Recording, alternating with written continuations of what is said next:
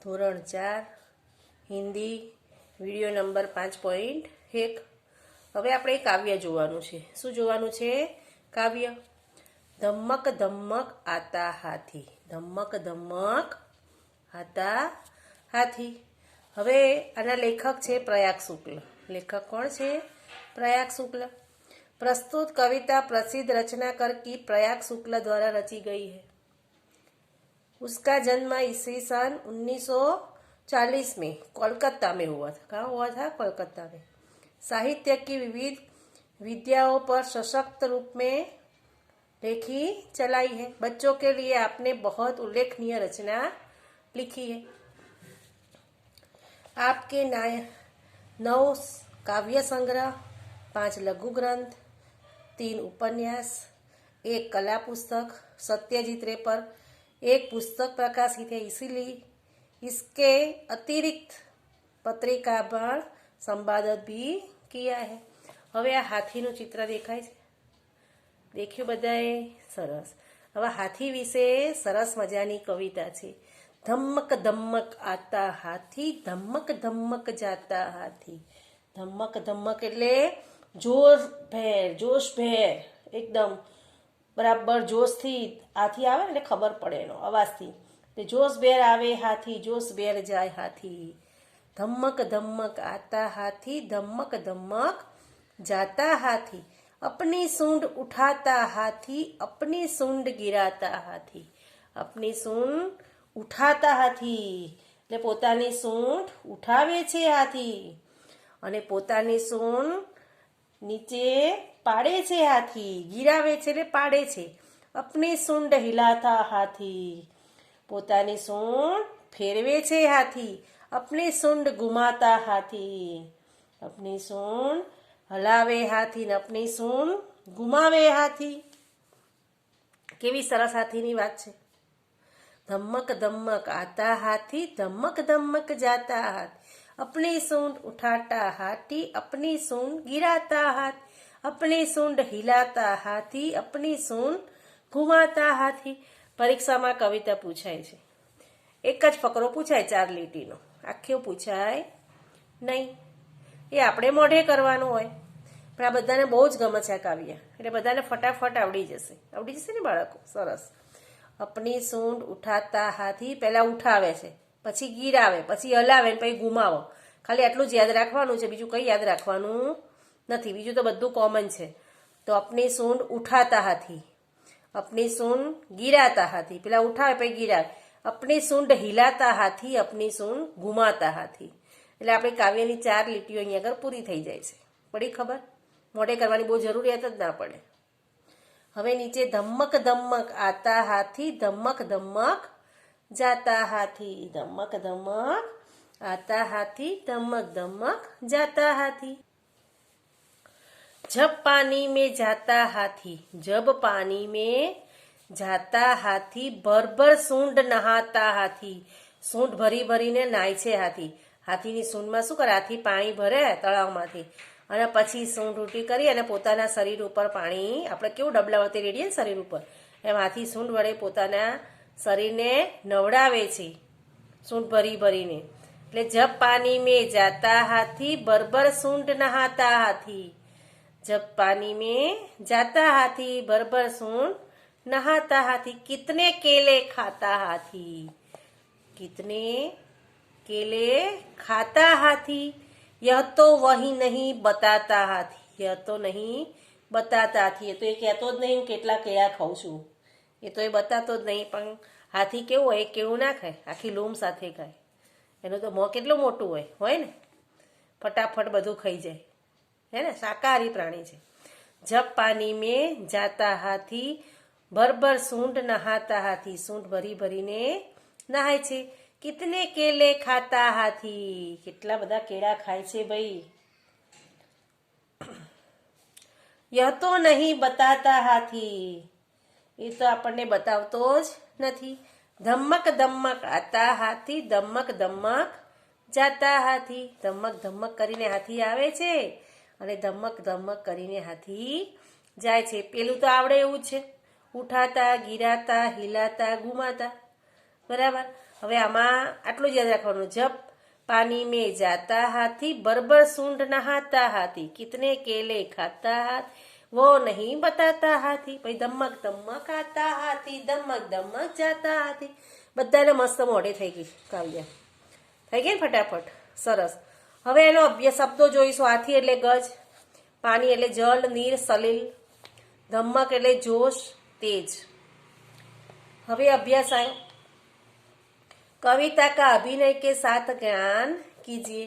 बधाए साथे मळी अने कविता गानी छे। આપણે ક્લાસમાં બેઠા નથી, નકર તો આપણે સાથે કહીએ કવિતા, પણ આપણે ક્લાસમાં અત્યારે બેઠા નથી। આપણે આ વખતે બધાને સાથે કાવ્ય ગઈએ તેવી પરિસ્થિતિ જ નથી, પણ ઘરે એકલા બેઠા બેઠા તમારે ગાવાનું અને મમ્મીને કહેવાનું, મમ્મી તું પણ જોડે ગા અમારી, બરાબર ને? કોઈ છે નહીં તો મમ્મી ને પપ્પાને ગવડાવજો હાથે જોડે હાથીની કવિતા। સાચી વાત ને બાળકો? નકર આપણે ક્લાસમાં કેટલી વાર ગવડાવીએ ને, છૂટતી વખત ગવડાવીએ, પહેલાં ગવડાવીએ, એટલે એમ મોઢે થઈ જાય। અત્યારે હવે તમારે એકલા બેસીને મોઢે કરવાની છે। સૂચના કે અનુસાર અભિનય કીજીએ। રોના પરીક્ષામાં ચિત્ર પૂછાય, એક છોકરો હોય અને રોવાનું ચિત્ર હોય, બરાબર? એ હું તમને બતાવું છું। આ રીતનું હોય ચિત્ર। રોના છોકરો રડે છે એટલે ખબર પડે કે આ રોવાનું ચિત્ર છે। હસના એટલે છોકરાનું ચિત્ર હસવાનું હોય એટલે હસના। પટાકે છોડના એટલે દેખાય તમને બે છોકરા શું કરે છે, સળગાવે છે કોઠી। અને કપડે ધોના, મમ્મી ધોવે છે ને કપડાં, એટલે કપડે ધોના થઈ ગયું। હવે અહીંયા આગળ જ છે રોના, છોકરો રડી રહ્યો છે એ બતાવવાનું આપણે। ચિત્ર ઉપરથી લખવાનું છે રોનાનું, પછી ચિત્ર હસવાનું હોય તો હસના, પછી બે છોકરા ફટાકડા ફોડતા હોય તો પટાખે છોડના, અને મમ્મી કપડાં ધોતી હોય તો કપડે ધોના, એવું નીચે લખવાનું। પઢીએ ઓર સમજીએ, પઢીએ ઓર સમજીએ। હવે આ વિરુદ્ધાર્થી શબ્દ છે। ઉઠાના તો ગિરાના, ઉઠાના તો ગિરાના। આના તો જાના, આના તો જાના। छोटा तो बड़ा, छोटा तो बड़ा। ऊंचा तो नीचा, और पकड़ना तो छोड़ना, पकड़ना तो छोड़ना। उठाना तो गिराना, आना तो जाना, छोटा तो बड़ा, ऊंचा तो नीचा, पकड़ना तो छोड़ना।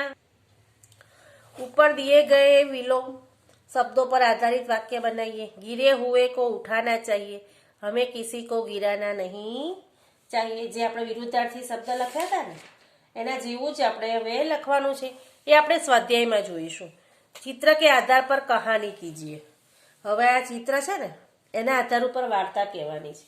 આ વાર્તા આપણે બધાએ સાંભળેલી છે કે જંગલ છે, ગુજરાતીમાં હું કહું છું તમને કે જંગલ હતું, જંગલમાં સિંહ અને બધા પ્રાણીઓ રહેતા હતા, પણ સિંહ કેવું હોય, આળસુ હોય, એટલે શિકાર કરવા જાય નહીં, એટલે જંગલમાં બધાએ સભા ભરી અને નક્કી કર્યું કે ભાઈ બધાએ વારાફેરથી એક એક પ્રાણીઓનો વારો લેવાનો। હવે સસલાભાઈનો વારો હોય, બધાનો વારો ધીરે ધીરે પત્યો।